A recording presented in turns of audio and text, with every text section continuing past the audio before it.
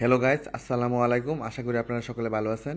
আজকে চলে আসলাম আপনাদের সামনে আরেকটা নতুন ভিডিও নিয়ে। আজ আপনাদের দেখাবো মায়ের হাতে তেঁতুল দিয়ে মিষ্টি কুমড়ার ঝোল। তো মিষ্টি কুমড়া রান্না করার জন্য মা এখানে হাফ পিস মিষ্টি কুমড়া নিয়ে নিল, আর কুমড়াটাকে মা এখন ছুলিয়ে নিচ্ছে। কুমড়ার পিসগুলা ছুলানো হয়ে গেলে মা এখন এটাকে কেটে রান্নার উপযুক্ত করে নেবে। আজকে কুমড়াটা সকাল সকাল বাজার থেকে নিয়ে আসছে, আর কুমড়াটার কালার দেখে বোঝা যাচ্ছে কুমড়াটা খেতে অনেক মজা হবে। তো কুমড়াটা কাটা হয়ে গেছে, মা এখন এগুলাকে ধুয়ে নিচ্ছে। এইভাবে কুমড়া রান্না করাকে আমরা কুমড়ার খাটাই বলে থাকি। আর আজকে কুমড়ার ঝোলটা রান্না করার জন্য মা নিয়ে নেবে ইলিশ মাছের মাথা। মা এখন ইলিশ মাছের মাথাগুলো কেটে নিচ্ছে, আর এগুলা থেকে ময়লাগুলা ফেলে দিচ্ছে। তবে এভাবে মাছগুলার মাথা নেওয়া হয়ে গেলে মা এখন এগুলাকে ধুয়ে নিবে। মাছগুলো এমন ভাবে ধুতে হবে যাতে এর মধ্যে কোনো ময়লা না থাকে। আর মাছ ধোয়া হয়ে গেলে মা এখন এর মধ্যে পরিমাণ মতো লবণ দিয়ে দিচ্ছে, আর দিয়ে দিচ্ছে হলুদ গুঁড়া, মরিচ গুঁড়া। মশলা দেওয়া হয়ে গেলে মা এখন পেঁয়াজ কেটে নিচ্ছে। আর এদিকে চুলার মধ্যে একটা পাতিলা বসিয়ে দিল, পাতিলার মধ্যে মা পরিমাণ মতো তেল দিয়ে দিচ্ছে।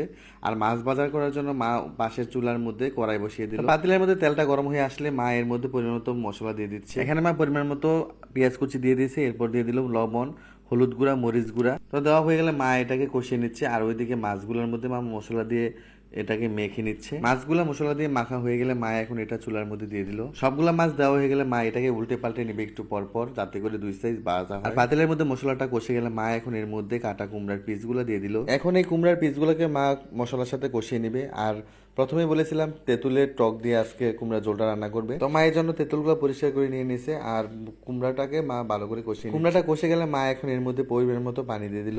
পরিমাণ মতো পানি দেওয়া হয়ে গেলে মা এটাকে একটা ঢাকনা দিয়ে ঢেকে রাখবে, যাতে করে ভালো করে সিদ্ধ হয়ে যায়। তরকারির মধ্যে যখন বলক উঠবে তখন মা আগে থেকে ভেজে রাখা মাছগুলাকে দিয়ে দিবে। ইলিশ মাছ ভাজার সময় যে তেলটা উঠেছিল তার ফ্লেভারটা অসাধারণ লাগতেছিল। মাছগুলো দেওয়া হয়ে গেলে মা এটাকে নেড়ে ছেড়ে মাছগুলোর সাথে মিশিয়ে নিচ্ছে।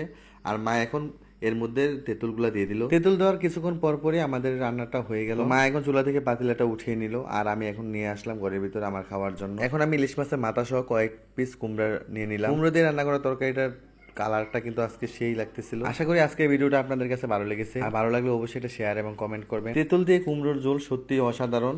তো দেখা হবে নতুন কোনো ভিডিওতে। সবাই ভালো থাকবেন। আল্লাহ হাফেজ।